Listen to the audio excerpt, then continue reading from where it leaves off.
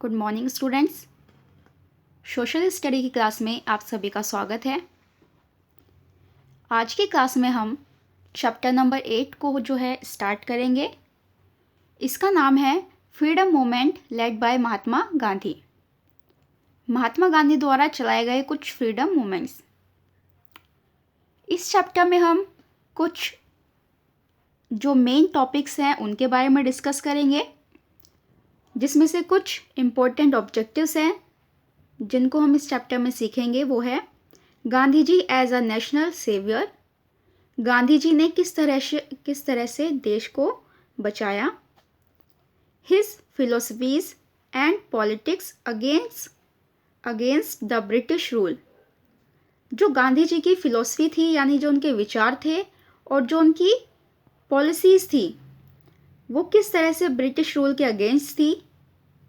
Number 3, movements under his leadership. उनके leadership के अंदर कौन से मूवमेंट्स चलाए गए। Next point, role of revolutionaries. क्रांतिकारी जो भी हुई उसमें गांधी जी का क्या रोल था। और नेक्स्ट पॉइंट है हाउ इंडिया वॉन फ्रीडम, और किस तरह से इंडिया ने आज़ादी प्राप्त की। तो ये सभी कुछ ऑब्जेक्टिव्स हैं जिनको हम इस चैप्टर में सीखेंगे। चैप्टर जो है स्टार्ट करते हैं। In 1915, Mahatma Gandhi returned to India after spending 20 years in South Africa. In South Africa, he had done a great task for the upliftment of the local blacks. 1950 में जो महात्मा गांधी है वो इंडिया वापस आए थे। 20 ईयर वो साउथ अफ्रीका में रह चुके थे। उसके बाद वो इंडिया वापस आए। किस ईयर में आए? 1915 में।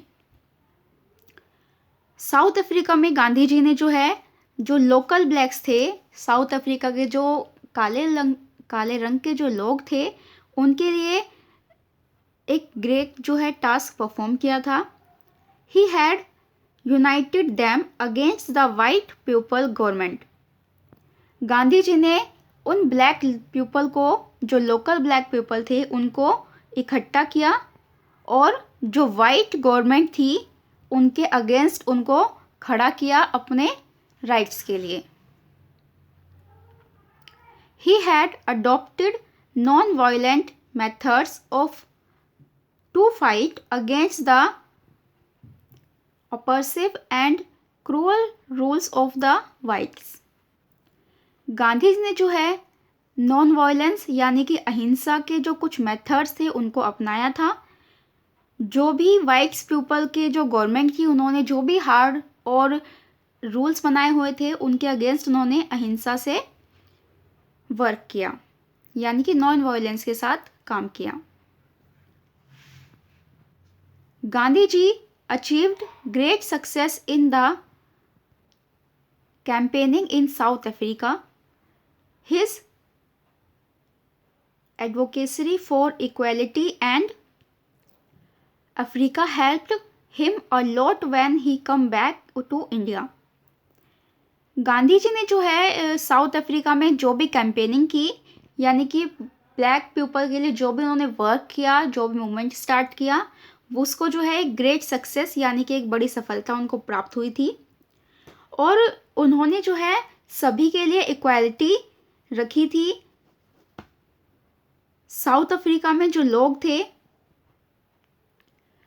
और वहाँ पर रहकर उन्होंने जो एक्सपीरियंस किया, जो उन्होंने एक कैंपेनिंग स्टार्ट की थी ब्लैक पीपल्स के लिए, उससे जो उनको एक्सपीरियंस हुआ, वो एक्सपीरियंस उनको इंडिया में वापस आने के बाद भी काम आया। जब इंडिया में उन्होंने मूवमेंट्स स्टार्ट किए तो उनकी उन्हें हेल्प बहुत मिली थी उससे। He travelled to various parts of the country. India में आने के बाद उन्होंने इंडिया के कई सारे पार्ट्स में ट्रेवल किया, यानी कि यात्रा की।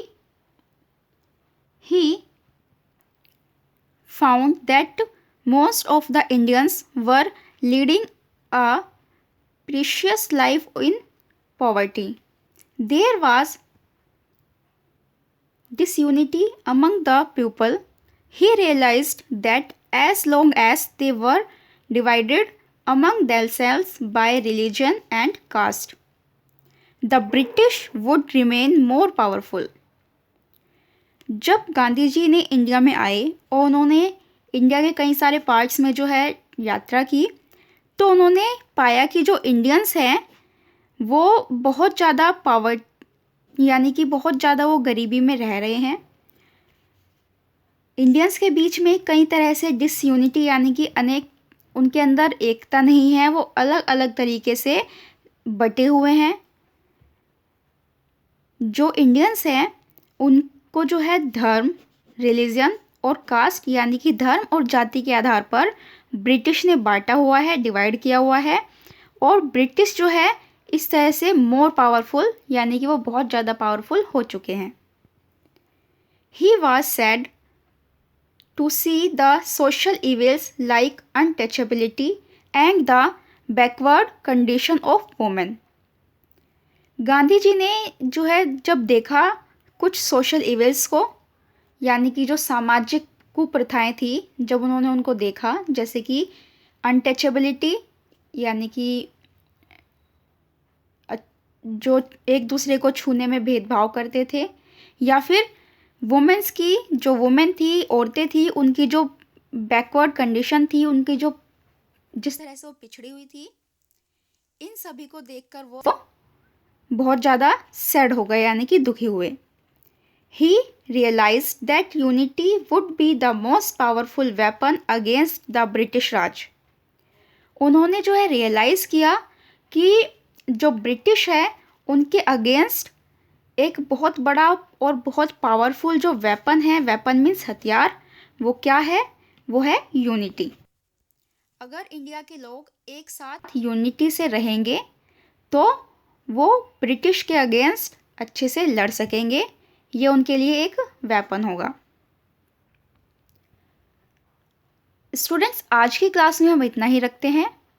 नेक्स्ट क्लास में हम क्लास नंबर 2 में आगे स्टार्ट करेंगे।